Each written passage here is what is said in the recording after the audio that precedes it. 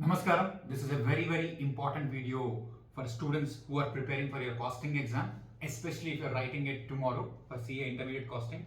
Now, we are doing it with the context of Dikshita, a CA Intermediate student, and we are analyzing her papers. She has written a lot of mock tests in the last 2-3 weeks or even earlier.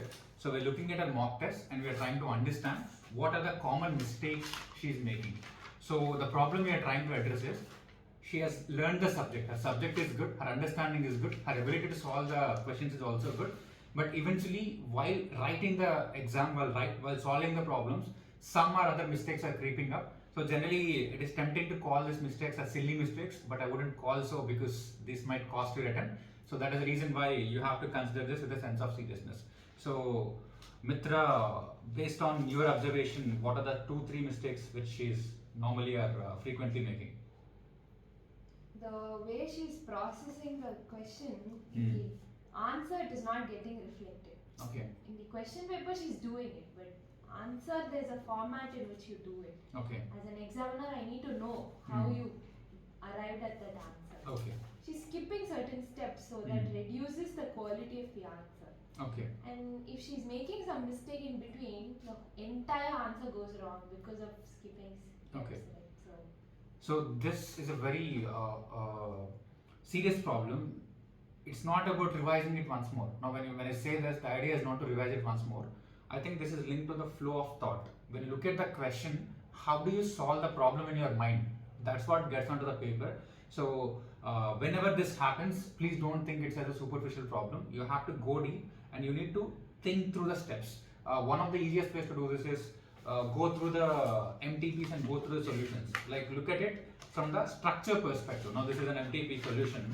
Don't worry about the arithmetical accuracy of the answer. Look at how they're structuring it. Where are they starting? What is the next step? What is the next step? So that is how you'll be able to understand how the examiner expects you to structure the answer. This is one way. What are the additional things Dikshita or someone who is facing the same problem should do to fix it, Mitra? Make a lot of working notes Hmm. and write it in the main answer. Hmm. First, leave space for the main answer, or if someone is very confident, write the working notes upfront. Okay. Yeah, and then you present your answer. It will Hmm. give the examiner a feeling that you have done the work, and even if you get something wrong, they know where Right. to give marks, what happens. They know the thought process, and it is more presentable enough. Right. So a very important aspect. Your core answer should be an outcome of your working note, right? That's what you're saying. Because a working note should evolve into the answer. You should not be looking at working note as something which is not valuable. Working note is where the examiner would look into how you have arrived the answer. More than what is the answer, how you got the answer will have a lot of weightage in terms of marks. So one approach is give space for the main answer and then write working note. This is one answer. If you're reasonably confident about your working notes, you can outrightly start with the working notes. So Mitra, personally, what would you choose and why? I'll choose writing the answer and later doing the working note because that's how the answer key is. And Okay. generally, the examiner wants that. Format. Okay. Yeah. So even if the space goes here and there, that's totally fine, right? You can just strike it up. So you can take a reasonable assumption of how much space is required. Normally, it is easy to understand. I don't think it is a problem. If you leave some space, go ahead and finish the working note or create a table structure. The numbers you can like this works, right? You create a template, you create a structure. But when you are pulling out the numbers, leave the template and structure, go to the working note, finish working note 1, working note 2, working note 3. I think it's good to number the working notes and then you can add that as a reference here. Okay, so that how the examiner approaches your answer is he has a series of steps. Let's say your answer has a template here. It is a culmination and combination of 5 working notes. Then you go to 1, 2, 3, 4, 5. So probably if it's for 10 marks, 5 each 1 mark for each working note and 5 marks for the main probably structure. So I'm just giving an assumption. So this way what will happen, even if you're not getting all the 5 working notes properly, even if you're right about the 3 steps, 3 marks here and the corresponding marks over there will get you 50-60%. So this is exactly why you have to do it so. And second, when you're making the notes here, you need to understand there's a difference between rough note and a working note. So a lot of students get carried away and do it like rough notes. What is rough note? Which is not relevant to the answer. So in our school and college, we used to do that, where the examiner is not interested in how we have arrived at the answer. They only look at what is the answer. So that is the reason why you might be thinking that the rough note is not as important as a answer, but here it's not rough notes, it's working notes. They're interested in the working notes. Working notes form part of the answer. It's like notes to accounts form part of the balance sheet. This is how it is, okay? So this is the most important thing which you definitely have to work upon. To get this right, please look at it, look at 2-3 questions and solve one question or a couple of questions and compare it with the answer. This is one. What are the other observations? Observations. The formula she has to write it more clearly. That's the main part of it. Otherwise, the content, she knows everything. It's just the presentation which will be a game changer for her. That's the whole point. Except that everything is sorted. Yes. Okay. In terms of the theory part, we have something called the ICI index. So it makes sense for you to finish the index and revise it a couple of times. If you already done it, that would be great. Even otherwise, for the theory chapters, just fill up 2-3 sentences for each item in the index. This helps you to recollect things in the 1 hour before the exam. So that is what has worked for even at the final level. So index mapping is what I want all of you to do in the next couple of hours maybe, so that you can finish all the theory chapters, which will fetch you easily 50-60% of the marks attempted. Okay, this is exactly how you can improve your score in theory topics. Now this is sorted, working note is sorted. Now let's quickly check with Deekshita in terms of how she wants to solve it. Deekshita, do you agree what Mitra has stated? Do you think you have that problem? Yeah. Why is it happening?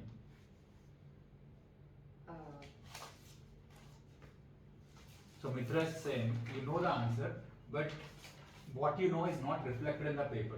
So when you are approaching, Mitra, can you point out any specific question for us, where you found out there is a mistake? In this, the way she's presented it, had she done it in 2-3 steps, I would have given more. It's Okay. She's only gotten 1 mark or like.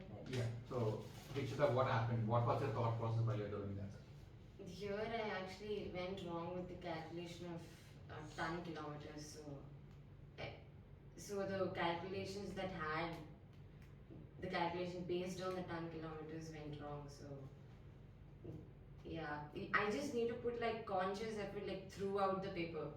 It's like for once I'm having it, then there's a dilution, then again. And You notice it, right? So you're not putting in that mental intent all throughout. Yeah, throughout the paper. Okay. It's missing. Yeah, so guys, it's important to understand. Deekshita is saying you have to put in more intent. For some of the problems, he is able to do it. It's like lifting weights. Every rep you have to put that intent. Otherwise, you will just collapse it. So that is exactly what happens at a mental level also. You will collapse the answer. The whole answer will be collapsed unless you put that mental intent through. That is one. And what are the other challenges you think you have? Other challenges, so the chapters with the formulae I need to keep revising, because when it comes down to that point, Right. or I need like more solving practice, because we just think just knowing the Knowing, formulae is right, enough. right. They're not going to ask direct Directly. ways. Yeah. So you need to know how to compute. Otherwise, like while solving, it will take more time. Once you have writing practice for those kind of sums, it will be easy. Okay. So like figuring it out during the exam also causes a lot of striking, and the You're right. presentation goes wrong. You're right. If you have like a kind of a practice thing, you will be sorted with the presentation also. Perfect. Because that's the first time you're putting it on paper, your presentation also goes haywire. Fantastic. So I think we have arrived at a three-point mechanism to improve her score. Currently, the risk for her is she might get stuck in 42 to 45 range if these are not addressed. So I think the first thing which I mentioned, presentation in general, the overall presentation. If this presentation aspect is solved, I think she can add 3 to 4 marks only during presentation. 1. And number 2, the formula application which she's talking about. If you invest 3 to 4 hours in only focusing, especially for standard costing. Yeah. So if you do that, she'll be able to make less mistakes in that problem, which might increase another 3 marks. Okay, 3 marks through presentation, which will spend 3 hours, and 3 marks through formula, working on formulas for standard and budgetary costing and all. So 3 hours here, 3 hours or 6 hours, which we are targeting additional 6 marks, which is expected to increase our score beyond 50 from the existing score of 43, 44. That is exactly what we are working. And over and above for others, put 3 hours only for going through all your theory chapters. That makes sense, right? Yeah, So- this is one whole question. Whole question, which is very simple and straightforward. There is no complication because costing, unlike other arithmetic sums problems, I would say papers like accounting or financial management, it's very elaborate. The working note goes to a large extent both in terms of width and depth. So you have to think very thoroughly and very clearly for a longer period of time. 20 to 30 minute attention is required for each problem. For theory, that is not the case. So leverage upon that particular advantage. So 3 steps, Dikshita, 3 hours, 3 hours, 3 hours, 9 hours, and another 3 hours in consolidating this. Because what you know, you already know. Yeah. So a lot of people make the mistake of re-revising what they already know because that gives comfort, but that does not give them additional marks. So can we take up this challenge of fixing it?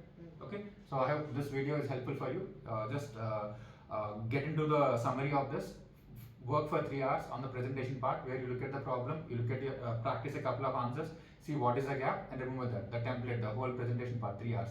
Next is formula-based chapters. All formula-based chapters solve at least one major question, one macro question. So if there are 5 chapters, 5 into 30 minutes is just 250 minutes, and then 150 minutes, and that remaining 30 minutes you can pick up one more sum. So 3 hours is sorted. So the third 3 hours is for at least 3 theory chapters where you are jotting down side headings and all. Even following the index is also fine. If you do this 3 steps, you will be able to increase 3 into 3 marks, which is 9 marks easily over and above your existing score. So this is my conclusion. So Mitra, anything you want to add on? Just focus on revising and presentation aspect right now. Revision part you would have done it. Yeah. So revision part is sorted. So focus on how we are going to present. Don't think it is going to happen automatically. Yeah, right? you Okay. have to put that cognitive effort into it and the process. Process a lot of questions. That's Yes. what costing requires. Yes. So hope this is helpful. So we'll be working with Dikshita on this and we'll give an update of how it has happened. Meanwhile, you should follow this. Okay. Thanks, Mitra and Dikshita, for sharing your insights. And I'll update you the next steps.